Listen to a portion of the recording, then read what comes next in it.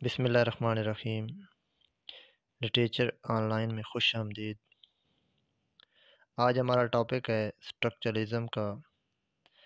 Lecture number 2 है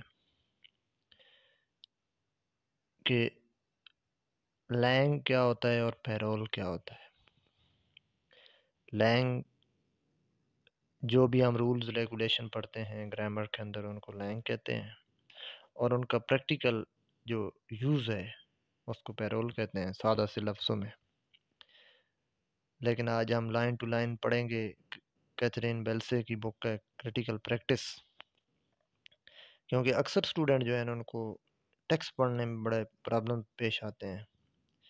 तो इसलिए हमने ये शुरू किया है कि लाइन टू लाइन जो है ना, क्योंकि जो दूर दराज गांव में जो प्राइवेट पढ़ते हैं तो उनके लिए टेक्स्ट बहुत ज़रूरी होता है कि वो टेक्स्ट को समझें और उसके बाद इसके कंसेप्ट्स जो है ना उनके क्लियर हों, ताकि इसलिए हमने ये प्रोग्राम शुरू किया है।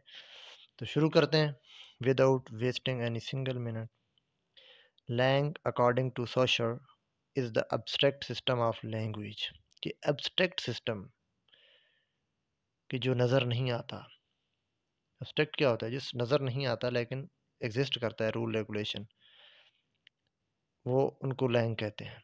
This include the sound system. इसमें साउंड सिस्टम भी आ जाता है, जो हम वॉइसेस निकालते हैं, वोकेबुलरी आ जाती है, मीनिंग्स आ जाते हैं, एंड ग्रामर आ जाती है इसमें।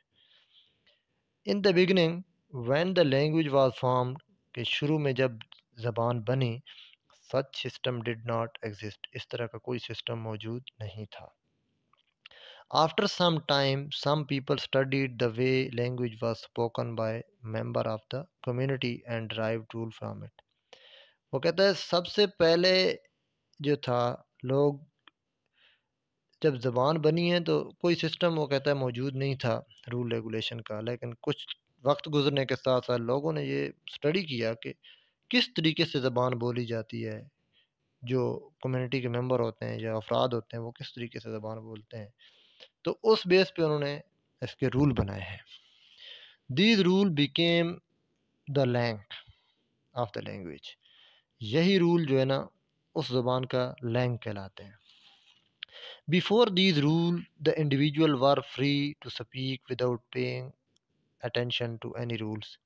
वो कहते हैं इन रूल्स से पहले हर फर्द, हर शख्स वो फ्रीली बोल सकता था, जो उसके मन में आए वो बोल सकता था। But after the rules were set, लेकिन जब रूल सेट हो गए, दे बिकेम द ट्रेडिशन, कि वे एक रिवायत बन गई। Now the coming generation must follow these rule. और अब जो है ना उस ट्रेडिशन को जो आने वाली नस्लें हैं उनके लिए ज़रूरी हो गया कि वो इसको फॉलो करें, वो इससे हट नहीं सकती। It is the ideal form of language. ये एक आइडियल फॉर्म थी लैंग्वेज की, जिसकी बेस पे रूल बनाए गए। वो पहली लैंग्वेज आइडियल लैंग्वेज थी जिसकी बेस पे, जिससे उन्होंने रूल अखज़ किए। पहले जब सोसाइटी के अंदर लोग फ्री बोलते थे, उन्होंने एक ज़बान बोलना शुरू कर दी, उसी ज़बान के अंदर से रूल एक्सट्रैक्ट किए गए। उस ज़बान को आइडियल लैंग्वेज ये कह रहा है Saussure. The langue was derived from speech of individuals, but after it came into existence, it started ruling them, and now they cannot deviate from it. मज़े की बात यह है कि यही लैंग, यही रूल्स उन इंडिविजुअल की स्पीचेस से निकाले गए, लेकिन जब ये बन गए रूल तो इसने उनके ऊपर रूल करना शुरू कर दिया, उनको उनके ऊपर हुकूमत शुरू कर दी, उनको अपने ताबे कर दिया इन रूल ने। हालांकि डिराइव्ड किधर से हुए? उनकी ज़ुबान से, लेकिन जब बन गई तो फिर उनको जो है फॉलो करने के लिए मजबूर किया इस लैंग्वेज के सिस्टम ने, रूल्स ने। It's ruling them now and, उसके बाद इन्होंने रूल करना, हुक्मरानी शुरू कर दी इस ज़बान ने। Langue therefore is a social phenomena. जो लैंग है ना, ये एक सोशल फिनोमेना है। सोसाइटी के अंदर वकूफ़ पज़ीर हो रहा होता है ना, लोग बोलते थे, उसकी बेस पे उनके रूल बन गए। और उसी बेस पे सोशल फिनोमेना की बेस पे जो है ना ऑब्जर्वेशन की बिना पे रूल बने। सोसाइटी के अंदर ये वकूफ़ पज़ीर होता है उनके अफराद के दरमियान, इसलिए इसको सोशल फिनोमेना कह रहे हैं। It is concrete we can study it. और ये मतलब एक वाज़े एक इसकी स्ट्रक्चर है जिसको हम स्टडी कर सकते हैं। इसकी एक शेप होती है, इसके रूल्स कंक्रीट फॉर्म में।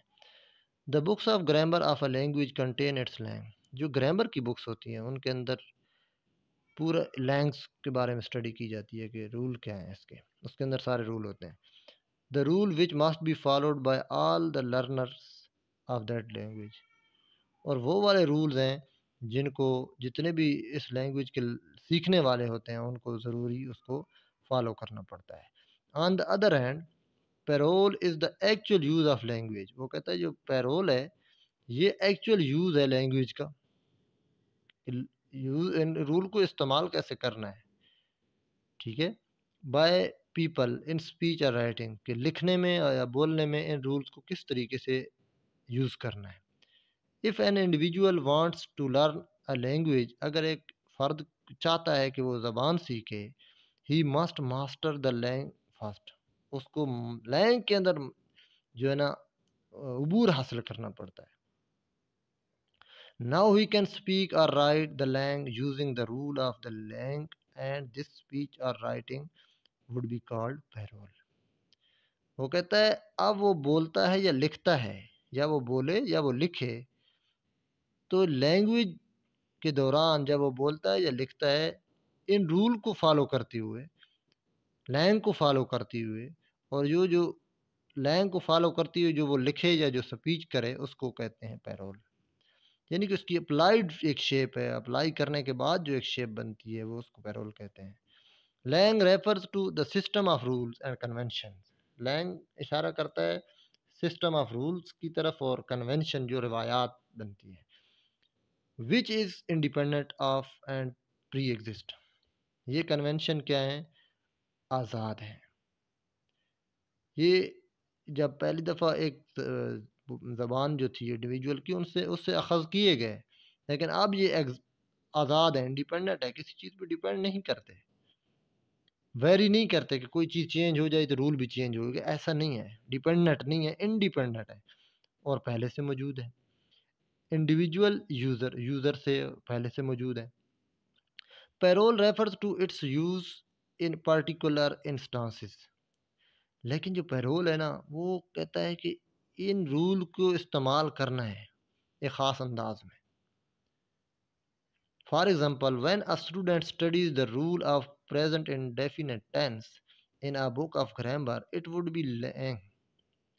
कहता है एक बच्चा जब पढ़ता है प्रेजेंट इंडेफिनिट टेंस को किसी बुक में, ग्रामर की बुक में, तो ये लैंग हो गया। But after learning these rules when he would use them in making sentences of his own, that would be is parole. लेकिन जब वो यूज़ करता है उस टेंस को अपनी डेली लाइफ में, फ़िक्रे बनाता है, सेंटेंसेस बनाता है, लिखता है, तो उसको पैरोल कहेंगे। How these linguistic concept are related to literary criticism. किस तरीके से ये लिंग्विस्टिक जो कंसेप्ट्स हैं ये लिटरेरी क्रिटिसिज्म में इनका क्या अमल दखल है लैंग और पैरोल का। According to social, language and social organization are interdependent. वो कहता है जो सोसाइटी है ना और जो लैंग्वेज है ये एक दूसरे के ऊपर डिपेंड करती हैं। लैंग्वेज सोसाइटी से अखज़ की गई है, सोसाइटी लैंग्वेज के अंदर चेंजेस लाती है, और जो लैंग्वेज है वो सोसाइटी को शेप करती है। क्यों? एक बच्चा जब पैदा होता है सोसाइटी के अंदर, तो वो उस सोसाइटी अपनी लैंग्वेज के थ्रू अपनी आइडियोलॉजी, अपना जो सेट ऑफ बिलीफ्स है वो उसके ऊपर इम्पोज करती है, बिल्कुल करती है। हमारी ट्रेडिशन जो होती हैं वो हम पे कैसे पहुंची, लैंग्वेज के थ्रू। और लैंग्वेज किस तरह चेंज होती है, हमारे ज़रिए। अब एक बंदा है वो उर्दू स्पीकिंग है, लेकिन उसने एक आध लफ्ज़ इंग्लिश के बीच में यूज़ कर दिया, यस किसी और ज़बान का, पंजाबी का, सराइकी का, पश्तो का की लफ्ज़ यूज़ कर दिया, हिंदी का कुछ भी कर दिया, उसने शुरू कर दिया। अब वो एक दफ़ा यूज़ किया, दूसरी दफ़ा, तीसरी दफ़ा, with the passage of time वो लफ्ज़ यूज़ होने लग जाएगा उसके अंदर। तो लैंग्वेज किसकी वजह से चेंज हुई? इंडिविजुअल की वजह से जिसने वो लफ्ज़ यूज़ किया। और लैंग्वेज जो है इंडिविजुअल को चेंज करती है, क्योंकि सोसाइटी के अंदर जब बच्चा आता है, न्यू बॉर्न बेबी, तो वो सोसाइटी लैंग्वेज के थ्रू उसके अंदर सेट ऑफ बिलीफ और रिवायात, ट्रेडिशन, सारा कुछ उसके माइंड के अंदर डाल देती है। अच्छा, interdependent, one can not exist without other, दोनों एक दूसरे के लिए लाज़िम मलजूम है। सोसाइटी लैंग्वेज के बगैर ज़ीरो है और लैंग्वेज सोसाइटी के बगैर ज़ीरो है। जब कोई बोलेगा ही नहीं तो लैंग्वेज की एग्जिस्टेंस किधर होगी? और जब लैंग्वेज की एग्जिस्टेंस नहीं होगी तो सोसाइटी किस तरह चल सकती है? Language comes into being at the same time as society, वो कहता है लैंग्वेज उस वक्त वजूद में आई है जब सोसाइटी वजूद में आई है। At the time of its creation, कहता है इसकी जो तख्लीक के टाइम, क्रिएशन के टाइम लैंग्वेज के, द साइन वाज आर्बिट्रेरी, शुरू में ये साइन आर्बिट्रेरी थे। हमने किसी का नाम डॉग रख दिया चीज़ का, किसी का नाम हमने फॉक्स रख दिया, किसी का नाम हमने कोई रख दिया, आर्बिट्रेरी था। कोई जो दिल करे नाम रखें, लेकिन जब नाम लग गया एक दफ़ा, पूरी सोसाइटी ने उसी नाम से उस चीज़ को पुकारना शुरू कर दिया। अब हम चेंज नहीं कर सकते उसको। और आर्बिट्रेरीनेस थी, आर्बिट्रेरी होता है मतलब कि कोई भी नाम रख दें आप, कोई किसी लॉजिक की बुनियाद पे नहीं बल्कि ऐसे ही रख देते हैं। But after it Beckham a system, लेकिन जब ये एक सिस्टम बन गया, now it is not arbitrary at all. पहले आर्बिट्रेरीनेस इसके अंदर थी, लेकिन जब ये सिस्टम बन गया तो अब ये आर्बिट्रेरी नहीं है।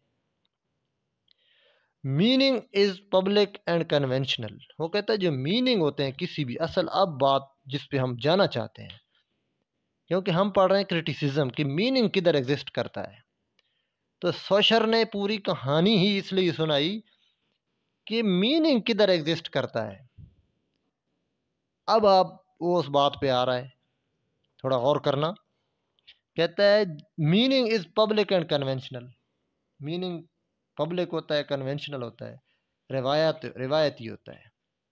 The result not of individual intention, वो कहता है ये ना कि इंडिविजुअल की इंटेंशन से होता है, बल्कि ये कन्वेंशनल होता है। But of inter individual understanding, ये मीनिंग जो होता है ये पैरोल नहीं है बल्कि ये लैंग है। ये जो इंडिविजुअल के दरमियान जो आपस की अंडरस्टैंडिंग है, वो उधर मीनिंग एग्जिस्ट करता है। मैं आपको मिसाल दे रहा हूँ कि जिस तरह हम इशारों में बातें करते हैं, हमारी आपस में अंडरस्टैंडिंग हो जाती है कि जी मैं अगर ये लफ्ज़ बोलूँगा तो आपने इसका मतलब ये लेना है।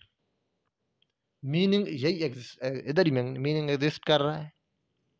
मैं अगर कहता हूँ एक शख्स को कि यार जब मैं कंसेप्ट कहूँ तो आपने समझना है कि हमने बाजार जाना है, या मैं कहूँ कि यार हमने कोई लफ्ज़ ऐसा, मैं इशारों में हम यूज़ कर लेते हैं, एक दूसरे के साथ अंडरस्टैंड कर लेते हैं कि जब मैं ये लफ्ज़ कहूँ तो आपने इसका मतलब ये लेना है। जिस तरह कोड में बातें करते हैं, तो वो असल मीनिंग एग्जिस्ट करता है। वो कहता है inter individual understanding, in other word meaning is socially constructed. दूसरे लफ्ज़ों में कि सोशली कंस्ट्रक्टेड होता है मीनिंग। हो सकता है एक एक एरिया में किसी लफ्ज़ का मतलब एक हो, लेकिन दूसरे एरिया में उसी लफ्ज़ का मतलब लोग और लेते हों। हमारी अपनी भी जो लोकल लैंग्वेजेस हैं, इनमें ऐसे ऐसे लफ्ज़ हैं कि हम बाद लफ्ज़ को बड़ा लाइट ले रहे होते हैं, लेकिन दूसरे इलाके के जो लोग हैं वो उसी लफ्ज़ को बड़ा बुरा मनाते हैं।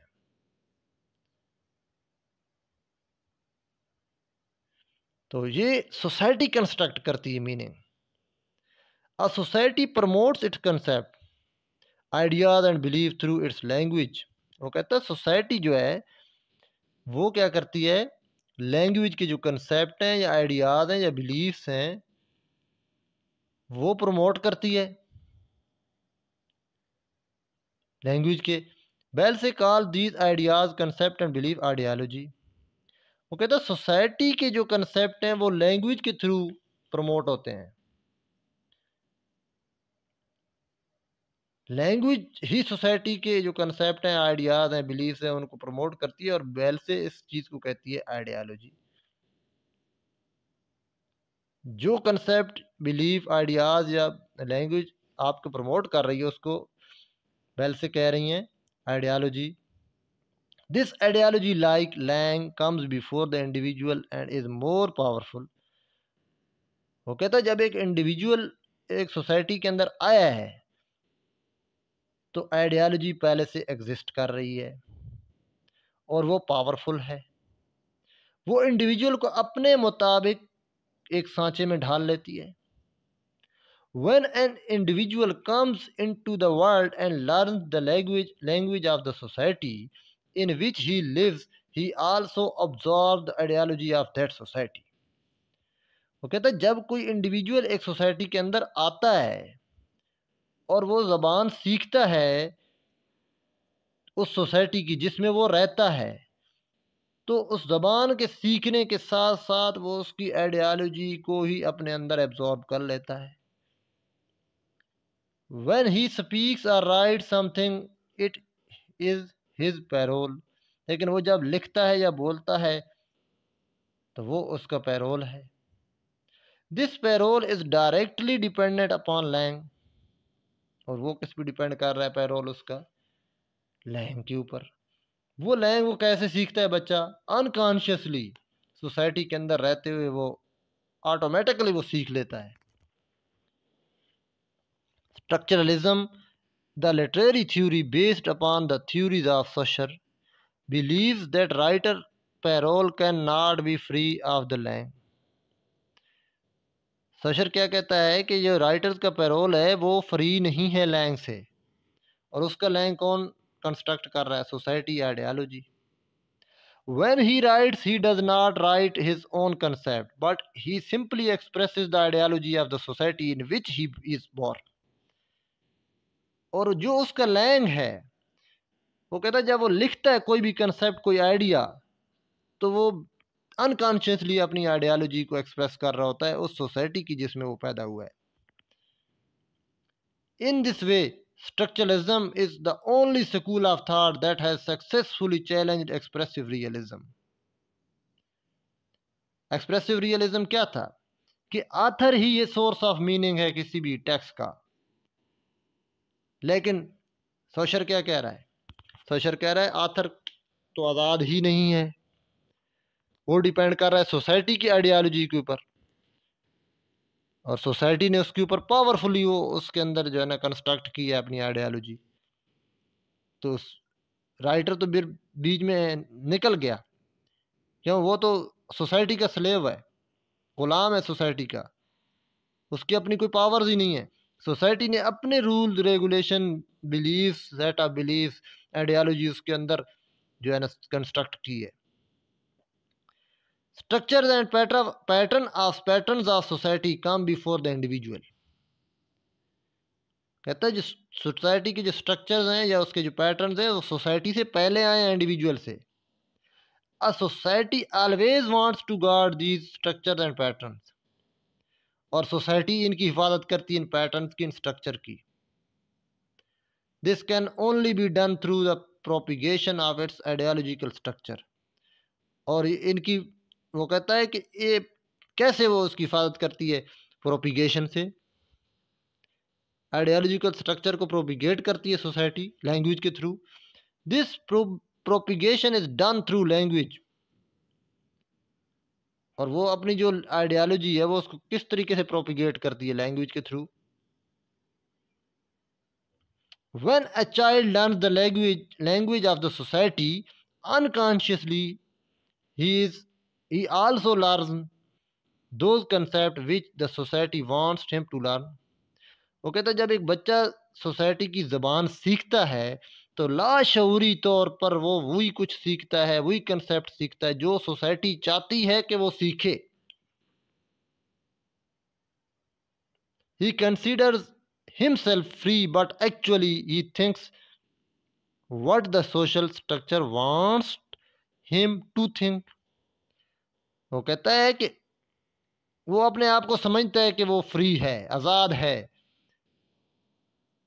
लेकिन हकीकतन वो वही सोच रहा होता है जो सोसाइटी चाहती है कि वो ये सोचे।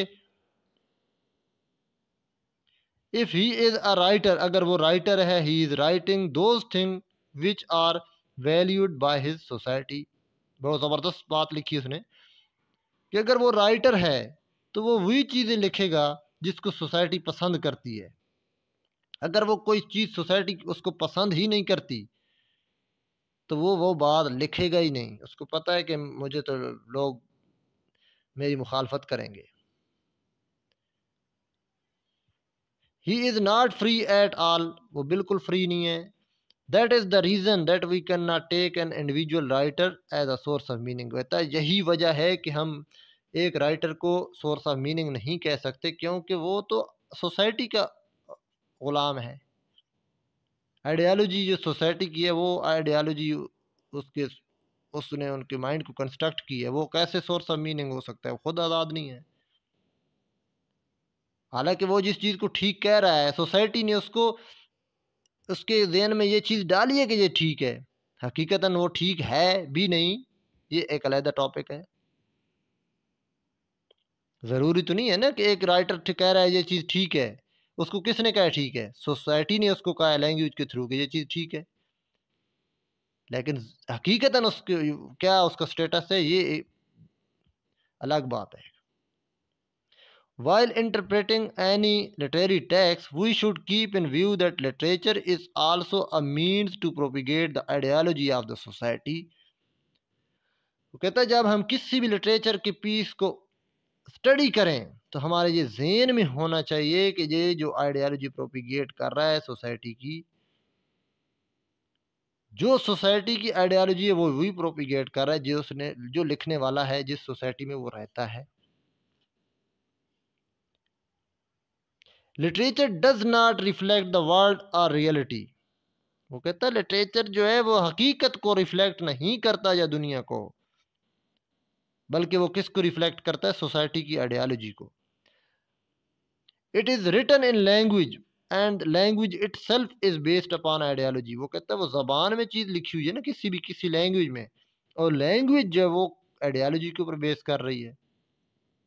There four literature also reflects ideology, इसलिए लिटरेचर जो है वो अक्कासी करता है आइडियोलॉजी की, किसी भी सोसाइटी की। In the preceding chapters, we would discuss a role of ideology in construction of meaning and how can we form a critical model that can challenge this ideology. The above discussion can be summarized as follows. Since the time of Plato, it was believed that language is merely a system of naming things and does not play any role in the construction of meaning. कहता है जो प्लेटो के time ये यकीन किया जाता था कि लैंग्वेज जो सिर्फ सिस्टम ऑफ नेम, चीज़ों के नाम का एक सिस्टम है, इसके अलावा कोई इसका रोल नहीं है मीनिंग कंस्ट्रक्ट करने में। Social reject this concept and presented his own theory which was later named as structuralism. लेकिन सोशर ने क्या किया, इस कंसेप्ट को रिजेक्ट कर दी और अपनी थ्योरी पेश कर दी, structuralism. He says that language is a system of sign. For example, the word dog is a sign. A sign consists of signifier and signified. A signifier is spoken or written image, while the signified is concept associated with it. When we write or speak the word dog, it would be called the signifier, but concept associated with this word, a four-legged domestic animal, is signified. The relationship between signifier and signified is not based upon some logic, but it is arbitrary. Meaning in language is generated not because of this relationship between signifier and its signified, but because binary opposition. A binary opposition is a relationship in which the second term is negation. आज के lecture में इतना ही। Next जो है हम ideology को discuss करेंगे। हमारे चैनल को सब्सक्राइब कीजिए और लाइक